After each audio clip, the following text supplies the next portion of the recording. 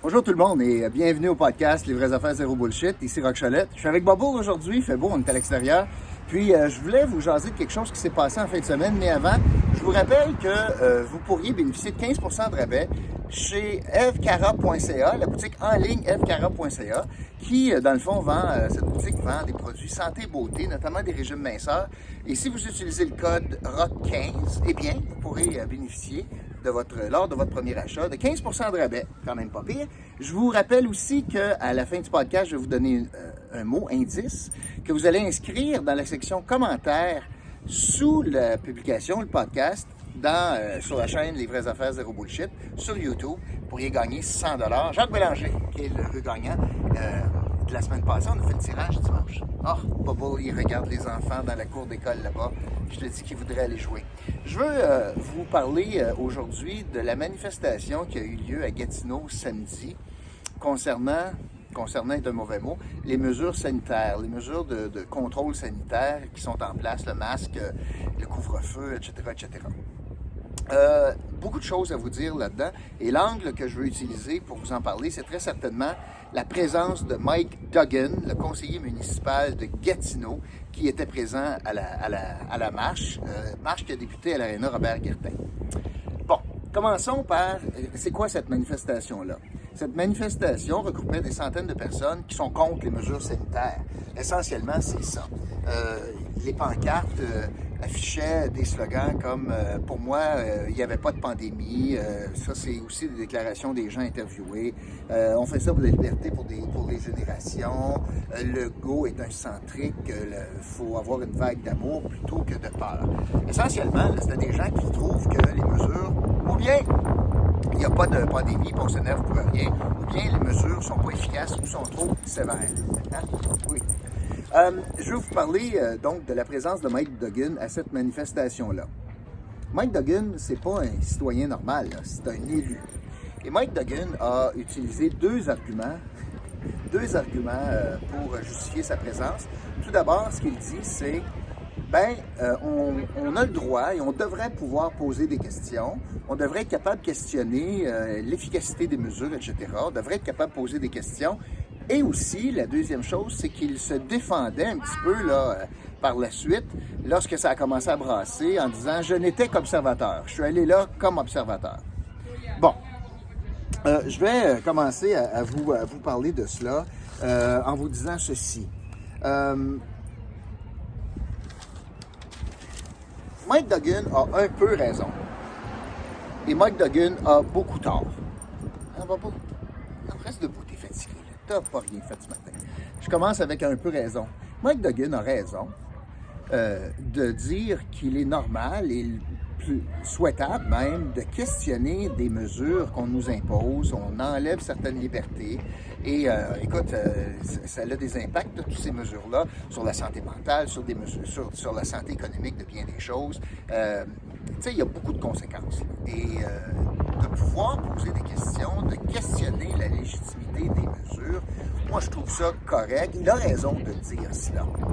Là où Mike Duggan a tout à fait tort, par contre, c'est très certainement de s'en aller et de manifester, d'être présent à une manifestation qui n'avait pas pour but de questionner les mesures, mais plutôt de condamner les mesures sanitaires imposées.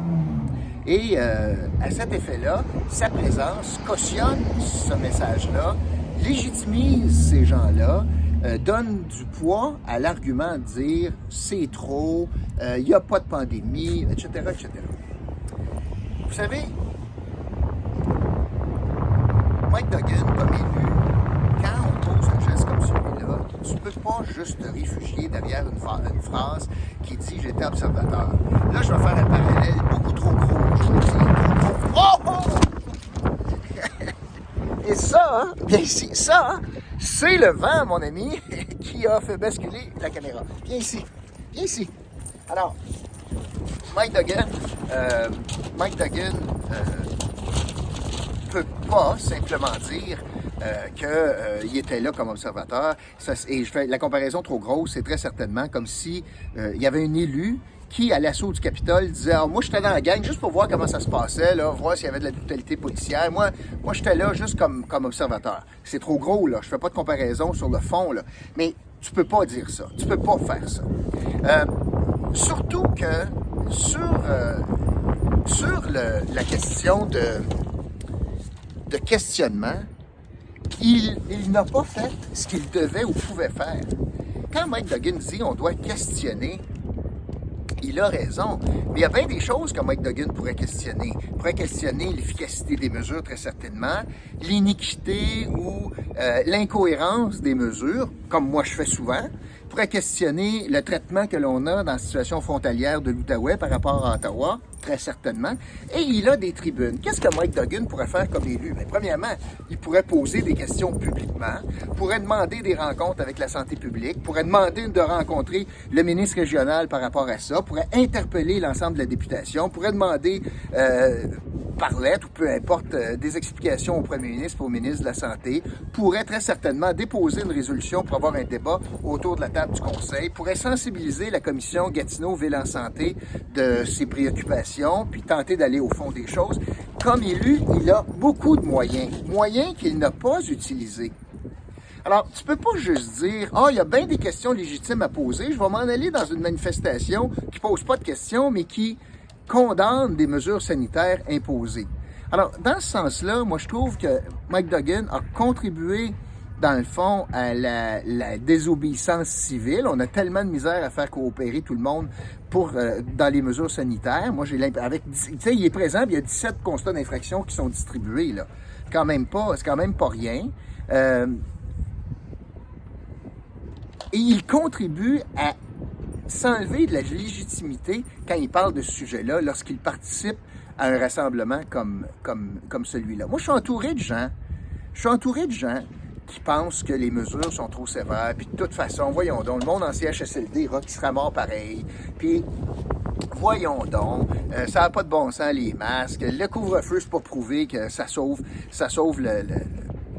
quelque chose au niveau de la pandémie. Le vaccin, c'est pas prouvé que ça va aider. Voyons donc. J'ai plein de monde autour de moi, mais ça fait pas en sorte que parce qu'il y a des gens qui questionnent ça, que moi je devrais, quand j'ai une voix publique, embarquer dans cela. Je peux dire, il y a des questions à poser, j'en pose, notamment sur l'iniquité des mesures, mais de là à aller manifester, je suis loin d'être sûr. Puis là, pour se décharger de ça, de cette responsabilité-là, il s'en va dire « Oh, ben, je n'étais qu'observateur. I'm sorry, mais ça marche pas comme ça. » Tu peux pas juste être observateur quand tu es dans une manifestation qui condamne les mesures sanitaires, puis il y a 17 constats d'infraction qui sont donnés pour cette manifestation-là. Alors, le point que je veux faire, c'est que Mike Duggan a tout à fait raison qu'il a le droit et que c'est légitime de questionner, surtout dans un contexte où l'opposition officielle, ou les oppositions à Québec, pas juste les libéraux, ont toute la misère du monde à prendre de l'espace public pour questionner sans passer pour des gens qui empêchent de tourner en rond.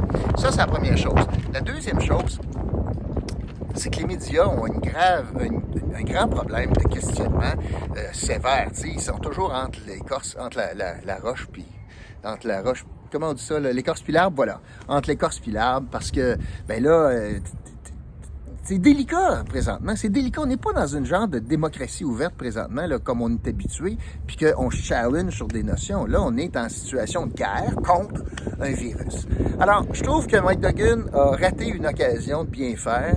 Et puis, au lieu d'utiliser les moyens qui sont à sa disposition, il décide de faire du piggyback sur une manifestation. Est-ce que c'est pour avoir de la visibilité? Je pense que non, pourtant. Sauf que le message qu'il a à lancer, il est important. Mais il se discrédite lorsqu'il utilise le mauvais moyen pour parler de ses préoccupations. C'est pas en allant à la marche qu'il fait avancer cet argument-là, bien au contraire. Alors voilà, c'est ce que je voulais vous raconter. C'est pas chaud aujourd'hui. Il vante. Ben ouais. En tout cas, merci d'avoir été là aujourd'hui. L'indice du jour, c'est le mot Duggan. Duggan, le mot du jour. Et je vous retrouve très bientôt pour un autre podcast, Les vraies affaires zéro bullshit. Salut tout le monde!